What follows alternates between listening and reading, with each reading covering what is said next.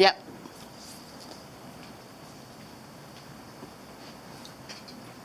Okay. This is not something I'm used to doing, and if I'd have known I would have been doing this, I'd have been much more careful about the notes I took and how carefully I paid attention. So I hope that what I'm going to tell you today is not too inaccurate and won't lead you too far off. You might wonder how I ended up in Churchill with polar bears. Well, every now and then, the alumni of my university gets generous, and they offer alumni a sponsored trip, and they select different places at different times. The last one they did was to Peru, and this one was to Churchill. They don't pay for all of it, I can tell you that, but they do help out, so it makes a little bit of a difference. And the only criteria is you have to be a graduate in a science program, an alumni in good standing, and you must be 65 plus. So, there you go. Anyway, this was Churchill in late October, early November. Churchill is a town in northern Manitoba on the west coast of the Hudson Bay. It's 110 kilometers from the Manitoba-Nunavut border, 1,000 kilometers north of Winnipeg. Wow. In 1717, the Hudson Bay Company built the first permanent settlement called Churchill River Post. CP Rail and Western Canada governments argued for the creation of a new northern shipping harbor on Hudson Bay, linked by rail to Winnipeg. After World War I, Churchill was selected as the port of choice. Construction of the rail was slow and not realized until 1929. Once the rail line was completed, it took many years for commercial shipping to actually pick up. In 1942, the U.S. Army established a base on the outskirts of Churchill. After the war, the base was demolished and became the site of the town's new airport.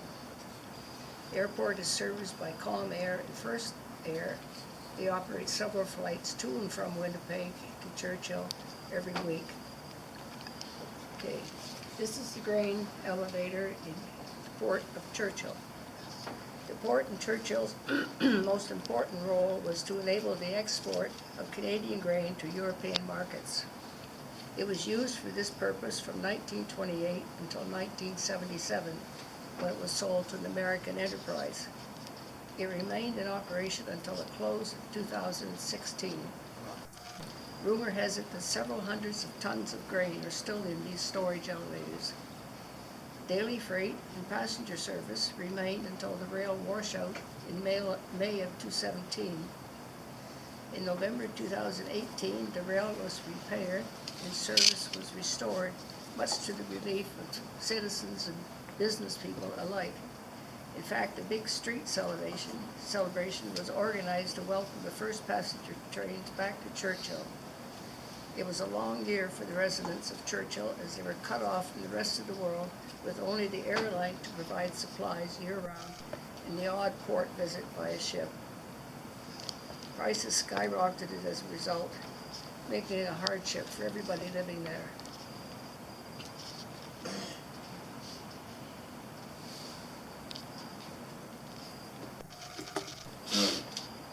In 2016, which is the last census report, the population of Churchill was less than 1,000.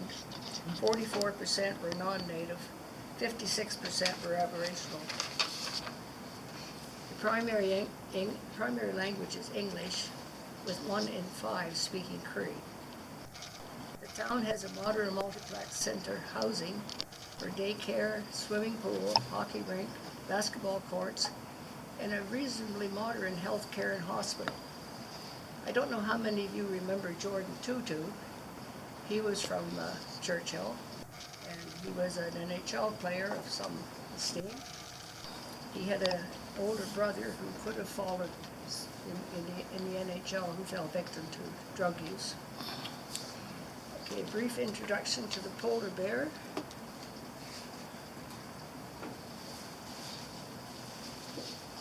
This is the town of Churchill, just a street view. As you can see, it's pretty sparse, but you can live there. Yeah. Okay.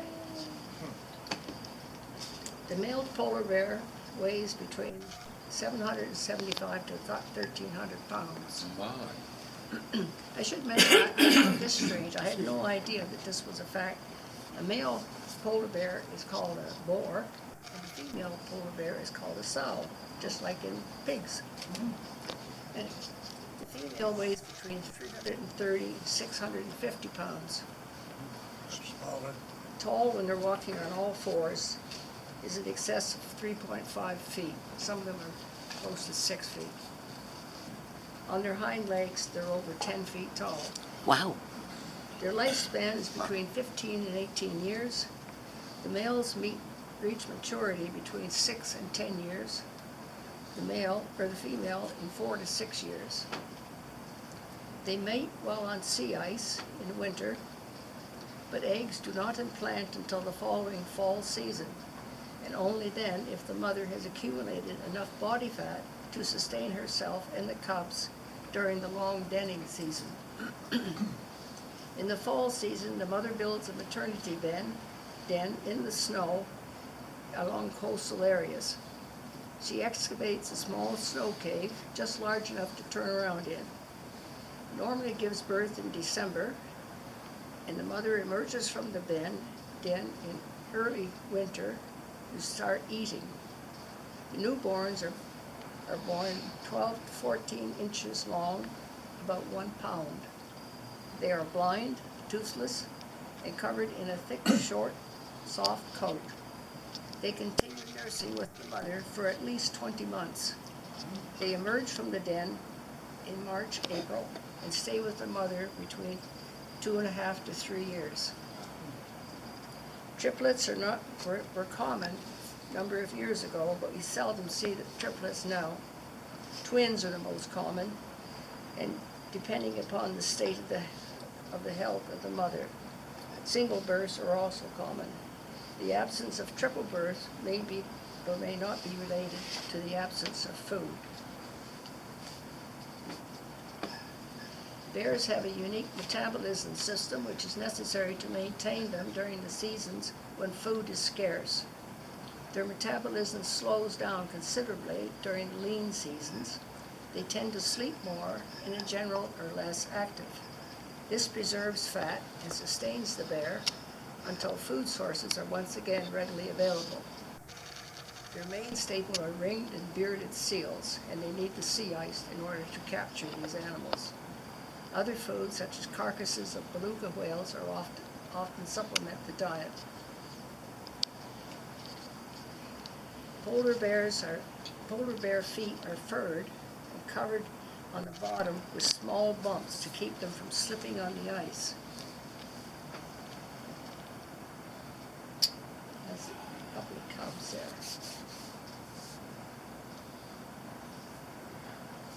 I don't know how well you can see that. Look at the size of that foot.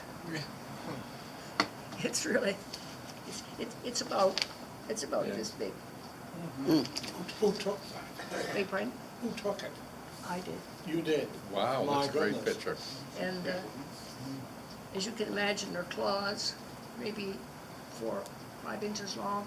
So with the use of these bumps on the bottom of their feet, plus their claws, they're really grippers on the ice.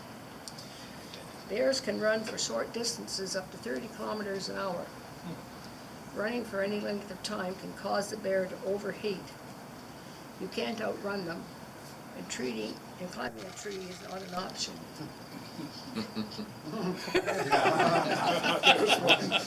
As you can see, this spindle, pretending to be a tree, is pretty much a wind-swept, fragile trunk which could hardly support a person, let alone a 600-pound plus polar bear pushing it over.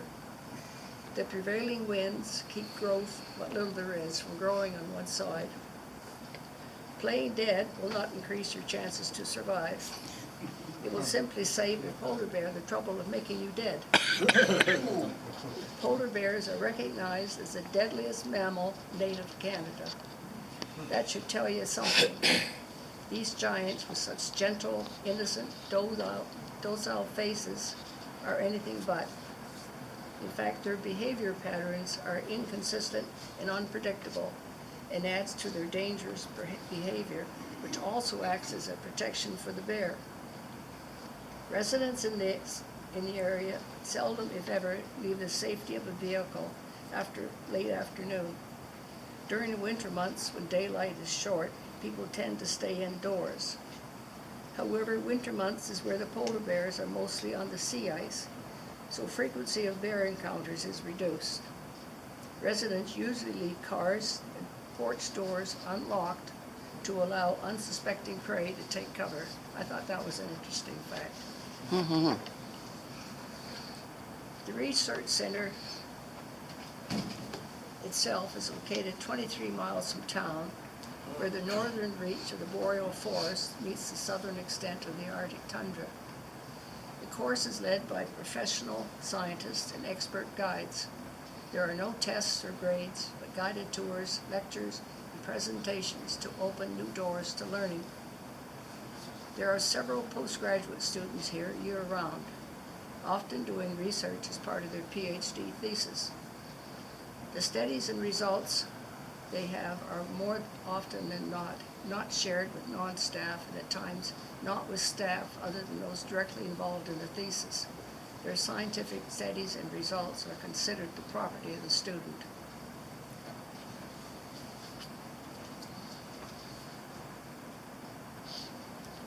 This is a picture of the main building of the research center. There are several auxiliary buildings, but I just took a picture of the main building. And, a typical day starts at 0700 and consists of either a briefing on the day's activities, followed by an excursion out on the landscape, or a series of lectures and presentations. Usually the early few days are lectures that come with severe warnings about wandering outside without permission or escorts. Escorts are those people who can spot bears before they reach the danger zone.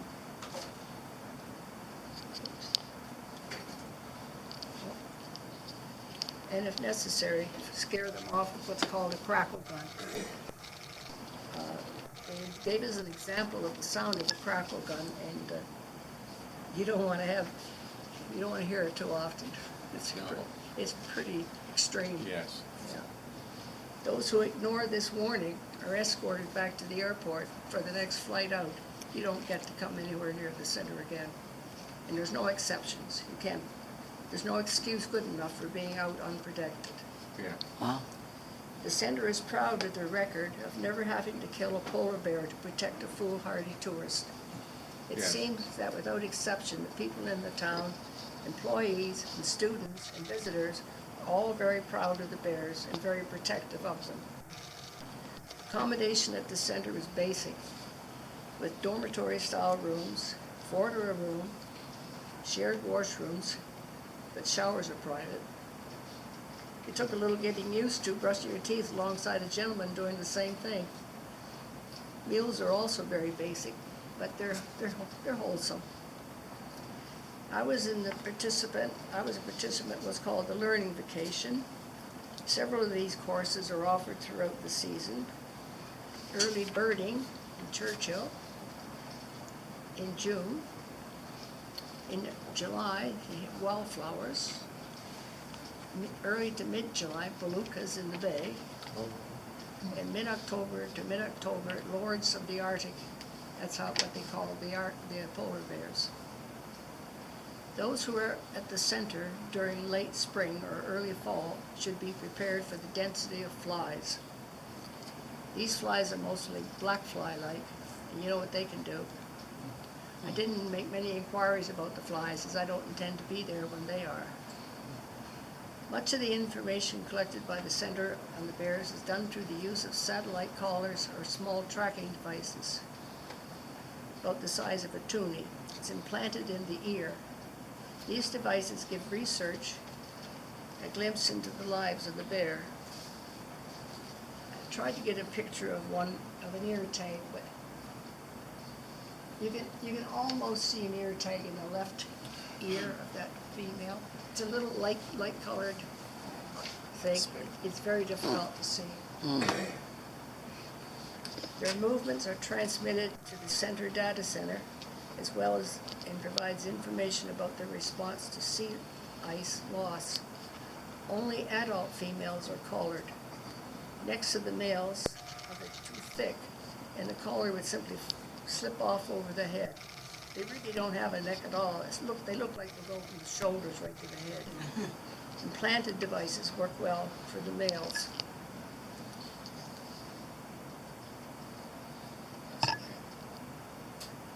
That is a male right there.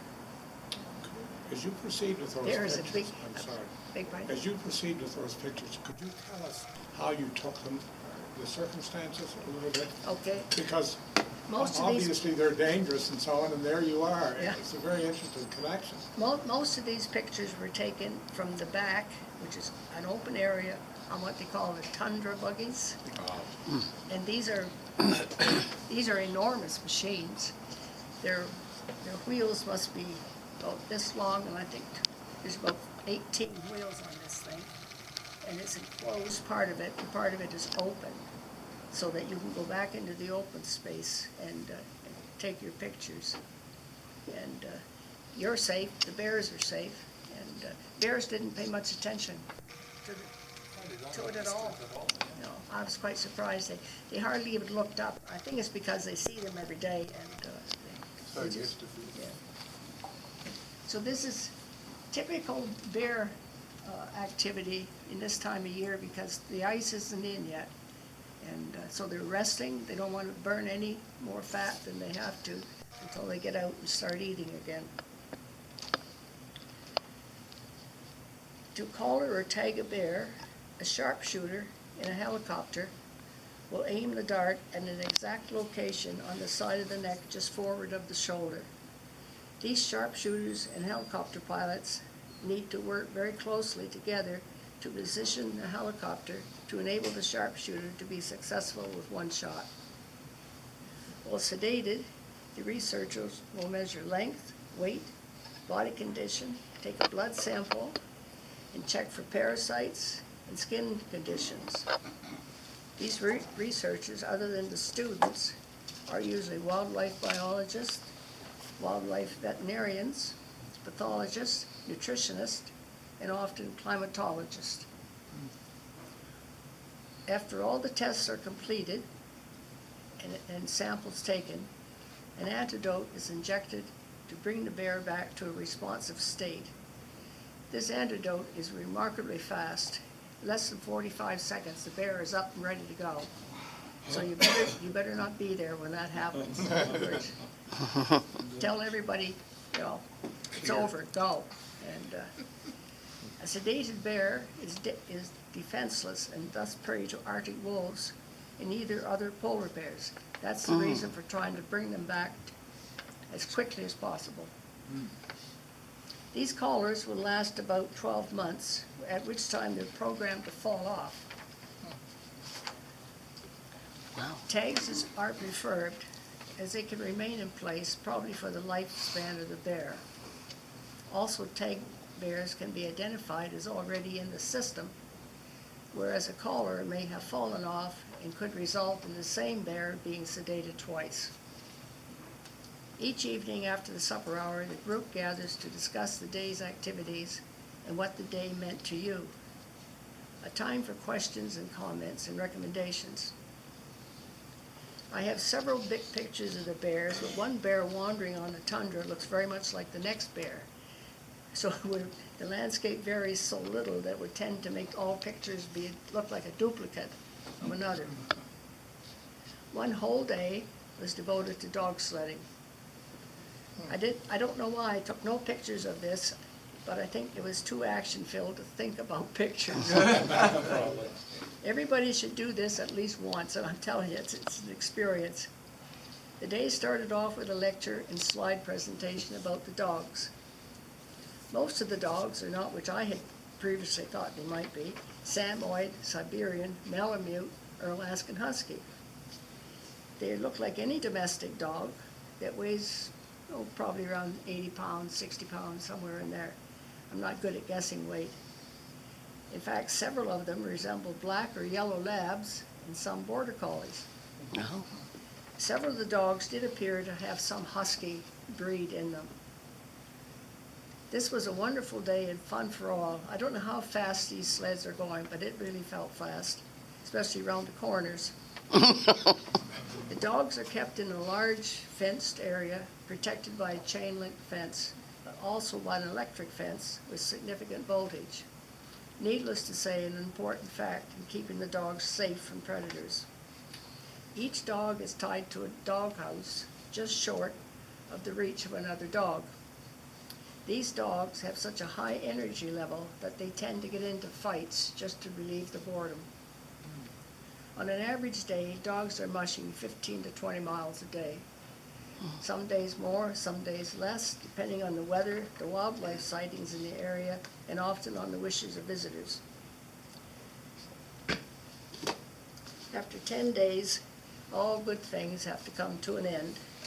We all left for our separate lives and our own worlds. My return to Winnipeg was on a Dash 8 with a stop in Ottawa. A Dash 8 is if you don't know, it's low, slow, very reliable, but it was a long trip home.